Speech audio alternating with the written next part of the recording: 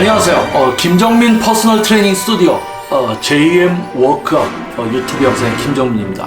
자, 오늘 이번 영상에서는요, 유산소 운동을 우리 실시할 때 강도 선택.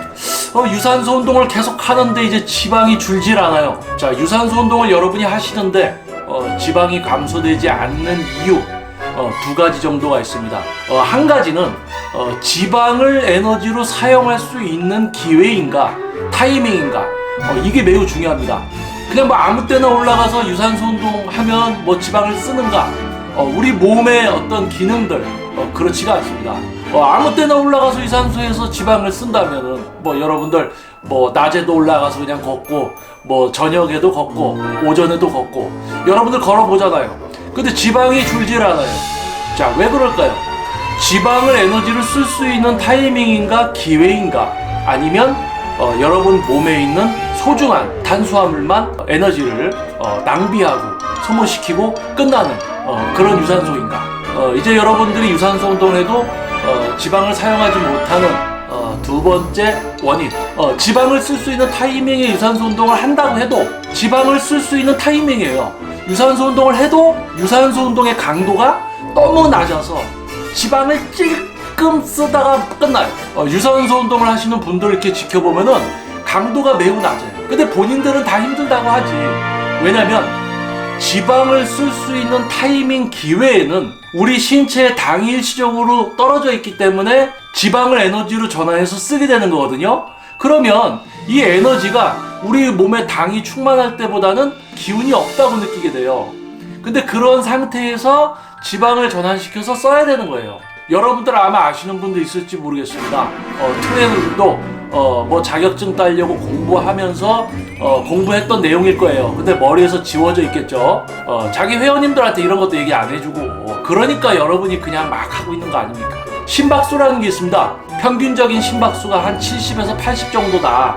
우리가 유산소 운동을 했을 때 지방을 사용할 수 있는 심박수, 뭐 예를 들어서 한 120 이상에서 한 150 정도다.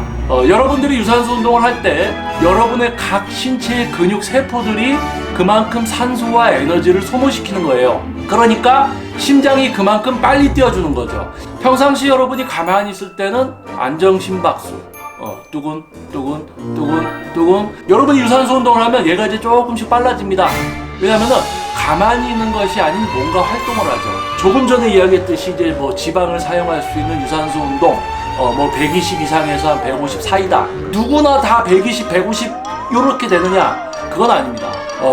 근력 운동을 통해서 근육이 강화가 되고 심근이 강화된 분들 또는 심폐기능이 향상된 분들에게 있어서는 약간씩 일반 분들이 느끼는 똑같은 강도의 어떤 힘듦이지만 누군가에게는 심박이 많이 올라가지 않는 정도의 운동이 될 수가 있어요. 개인의 호흡.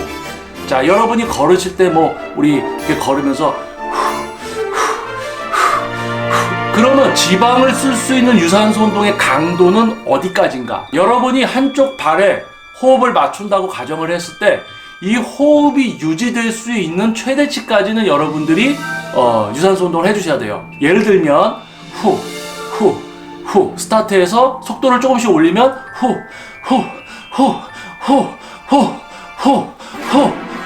이렇게 해서 나의 어떤 걸음 스텝에 호흡이 규칙적으로 유지되면서 예를 들어서 40분 50분 정도 유지될 수 있는 그런 상태에서 심박을 측정했을 때 120 이상 150 정도 이 범위가 된다라는 거죠. 그런데 유산소 운동 하면서 무슨 이렇게 옛날 시대에 무슨 뭐 글래디에이터 시대인가 노예 끌려가듯이 그냥 이렇게 그냥 나 유산소 운동 런닝머신 위에서 걸었으니까 지방 썼을 거야. 그리고 또 트레이너들도 자, 회원님 레슨 끝났으니까 이제 유산소 운동 올라가서 걸으세요 하고 회원님이 어떤 속도로 걷는지 그런 것도 신경 쓰지 않고 그냥 유산소 하니까 다이어트 되겠지 하고 또 신경 끄고 가버리는 또 트레이너들도 있습니다. 여기서 여러분들께 드리고 싶은 이야기는 유산소 운동, 우리가 다이어트, 지방을 에너지로 전환시켜서 지방의 양을 줄이는 다이어트를 목표로 유산소 운동을 하시는 분들은요, 일단 지방을 사용할 수 있는 타이밍인가 기회인지를 파악하는 게 가장 중요합니다. 어제 저녁에 뭐 많이 먹었어요. 근데 아침에 일어났어요. 아직 아침은 안 먹었어. 그럼 공복인가? 아니죠. 어제 먹은 열량들이 있잖아요. 그러면 오늘 아침에 아침을 안 먹었다고 해서 내가 공복 유산소 해야지. 유산소 하면 지방을 씁니까? 아니죠. 어제 저녁에 과식하고 많이 먹어둔 그 열량이 아침에 소모되는 거죠. 그럼 뭐예요? 지방을 못 건드려. 이러한 어떤 공식들, 우리 몸에 에너지가 있어야 되고, 또 여러분들이 과도하게 탄수화물을 줄여버리면 신체 기능이 떨어지니까 지방을 전환시키질 못해. 그래서 기초대사량 활동량에 규칙적인 일반적인 식사를 하셔야 돼요. 여러분들 이거 하셔야 됩니다. 자, 복합탄수화물 느리게 흡수되면서 지속적인 에너지를 공급하기 때문에 신체 기능을 떨어뜨리질 않아요. 그런데 뭐 다이어트만 하면 원숭이도 아니고 바나만 먹어도 돼. 단당류 소화가 빠르고 흡수가 빠르니까 쑥 들어왔다 싹 빠져. 그러니까 여러분들 막 배고파. 배고파. 이건 무슨 원숭이도 아니고 다이어트만 하면 바나나에다가 방울토마토에다가 그게 아닙니다. 영양학적으로는 다이어트 식단이라는 거 없어요. 한 명의 인간이 어떻게 먹어야 되는가? 탄수화물, 단백질, 지방, 그리고 기타, 삼부 영양소, 그리고 비타민 등등 각종 영양소를 기초대사량 활동량, 그리고 개인의 생활에 맞춰서. 근데 뭐 다이어트 하면 극단적으로 먹으면서 기능 다 떨어져서 유산소 운동 막 하고 뭐 심박수 맞춰서 하면 뭐해. 기능이 떨어져서 지방을 전환을 못 시키는데 그럼 이제 뭐 먹는 거 더 줄여. 방울토마토 5개 먹던 거에서 3개 먹고 바나나 2개 먹던 거에서 하나 먹고. 그러니까 어떻게 돼요? 기능이 더 떨어지니까 이제 소화 기능 막 이런 거 다 떨어져. 뇌 기능까지 저하돼. 왜? 뇌가 탄수화물 쓰거든요. 탄수화물만 써요, 에너지를. 그래서 탄수화물을 줄이니까 뇌가 안 돌아가. 그래서 옆에서 자, 탄수화물 드셔야 돼요. 유산소 운동 조금 강도 올리셔야 돼요. 이때 하셔야지 지방을 써요. 이렇게 얘기해줘도 뭡니까? 못 알아들어. 왜? 탄수화물 너무 많이 안 먹어서 뇌가 안 돌아가. 이거는 약간 우스갯소리 같지만 이게 현실이에요. 지금 많은 분들이 이걸 겪고 있어. 유산소 운동을 통한 다이어트. 언제 내가 지금 유산소를 하면 지방을 쓰는 타이밍일까?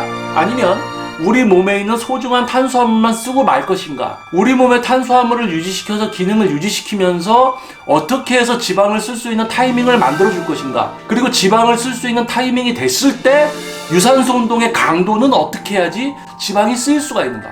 지방이 실제로 많이 쓰일 수가 있는가? 대부분 슬쩍 걸어요. 유산소 운동, 지방을 쓸 수 있는 타이밍에 유산소 운동을 하면 서서히 속도를 올리죠. 또 그런데 또 미치듯이 막 뛰는 분들도 있어요. 이제 관절 다 상하고. 우리가 다이어트라는 목표를 예를 들어서 뭐 3개월, 4개월, 5개월 장기적으로 이렇게 신체에 데미지가 크지 않도록 장기적으로 잡고 우리 기능이 떨어지지 않는 범위 내에서, 범주 내에서 지방을 사용하게 되는데 그냥 뭐 이렇게 유산소 운동도 매일 하면 안 됩니다. 다이어트 처음 시작하면 일주일에 뭐 3번 저녁에만 시간이 할애되시면 저녁에 어느 정도 되면 그 다음에 오전에도 유산소를 좀 넣어보고, 신체 기능이 떨어지는 것 같으면 유산소를 잠깐 이제 스톱하고, 이런 어떤 그런 절묘한 과정이 필요한데 그냥 뭐 막 그냥 아침에 공복, 아침 안 먹었으니까 지방 쓰겠지, 뭐 나는 걸었으니까 지방 쓰겠지. 안 빠져. 안 빠지면 답을 몰라. 근데 또 스스로 더 적게 먹던지 더 과도하게 해서 근손실이 나던지. 예를 들어서 걸을 때 고관절, 우리 스텝을 편안하게 크게 근데 종아리로만 이렇게 걷는 분들이 있어요. 그러니까 어떻게 돼요? 여러분은 유산소 운동을 하는 것 같지만 종아리한테는 무산소 운동이 되는 거예요. 강도가 너무 세죠, 종아리한테는. 그러니까 종아리 근육이 유산소 운동 일주일에 뭐 4-5번 이렇게 하다 보면 종아리 근육이 이제 지쳐서 회복도 안 돼. 그러니까 뭐가 돼요? 발목 인대 같은 데가 다치는 거야, 이게. 노예가 끌려가듯이 터덕 그냥 지방을 쓸 수 있는 타이밍에 하지도 못해. 또 유산소 운동을 해도 강도 조절도 못해. 자, 여러분들 알고 해야 되겠죠? 여러분들이 인터넷 검색해 보세요. 지식인 같은 거 쓸데없는 거 이제 답변 다는 거 그런 거 보지 마시고 백과 아니면은 서점에 가서 우리 몸에 대한, 운동에 대한 책들 여러분들 사십시오. 그런데 뭐 예를 들어서 알기 쉬운 운동 이런 거 말고 여러분들이 진짜 알고 하고 싶으면 정석인 책들을 사셔야 돼요. 운동학, 영양학. 근데 여러분들이 그런 거 공부하고 이해할 만한 시간이 있습니까? 없죠. 그러니까 뭐예요? 전문 트레이너에게 지도를 받으셔야 되는 거죠. 그런 과정을 이끌어가는. 그런데 만약에 여러분이 전문 트레이너에게 PT를 받고 있는데 유산소 운동 올라가서 본인들이 그냥 천천히 뭐 땀도 안 나게 걷는데 트레이너가 가만 냅둔다. 여러분에게 극단적인 식단, 뭐 바나나, 원숭이도 아닌데 바나나, 뭐 방울토마토 먹어라, 뭐 브로콜리. 여러분이 생각해도 이거 기초대사량보다도 적은 어떤 이런 걸로 먹게 하지? 이런 트레이너들을 만나게 되면요, 여러분들 빨리 벗어나셔야 돼요. 전문성이 없는 트레이너들은 좀비보다도 감염력이 너무 세요. 그래서 여러분들조차도 그런 생각을 갖게 되고 또 그렇게 하게 됩니다. 그래서 여러분들이 현명해지셔야 돼요. 전문가의 지도는 필수입니다. 여러분들이 전문가의 지도를 받으면 그런 모든 과정들 여러분의 생활에 맞춰서 여러분이 이때 지금 유산소를 하면 지방을 씁니다. 유산소 강도는 어떻게 하십시오. 근데 또 생각해보면은 지금 지방을 못 쓰기 때문에 지금 이 강도로는 지방을 많이 쓰기 힘들기 때문에 회원님에게 맞춰서 유산소 강도를 좀 올려서 조금 회원님 빨리 걸으셔야지 지방을 쓰는데요, 많이 쓰는데요 얘기해도 저는 그냥 이렇게 걸을게요. 이건 뭐 지도를 받으러 온 건지 아니면 지도 받으러 와서 자기 마음대로 하는 건지, 그럼 뭐하러 온 건지 뭐 또 이런 회원도 있습니다. 근데 우리 이 영상을 보시는 여러분은 현명하실 거라 믿습니다. 자, 유산소 운동 지방을 쓸 수 있는 타이밍인가 기회인가 제일 중요하고요. 그리고 또 유산소 운동을 해서 지방을 쓸 수 있는 타이밍에 유산소 운동을 해도 또 유산소로 지방을 쓸 수 있는 강도도 또 중요하다. 이 두 가지가 대부분 일어나는 문제점인데 전문성이 없는 트레이너에게 지도를 받으시면 이 두 가지 문제가 바로 발생되고요. 또 여러분들이 모르고 우리 몸에 대해서 모르고 하면 이 두 가지 바로 만나게 됩니다. 자, 여러분들은 현명한 다이어트 하시길 바라겠습니다. 자, 저는 김정민 퍼스널 트레이닝 스튜디오 JM 워크아웃 유튜브 영상의 대표 김정민이었습니다. 올바른 건강한 다이어트, 극단적인 식단은 가라! 감사합니다.